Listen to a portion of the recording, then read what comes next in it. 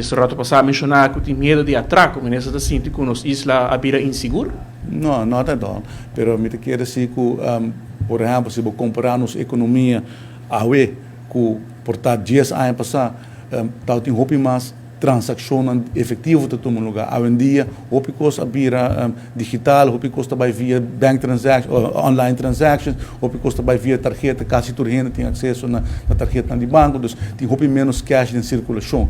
E tá proven fact que ora que tem houve cash em circulação, tem houve mais pôr interesse para possibilidade para atraco em todo lugar. Então, não está sendo que pensa que isso é geval, mas está algo assim que toca para botar tudo em consideração também, que dar momento se tem milhões de circulação é por vir algo atrativo e no momento há que sair não tem caso.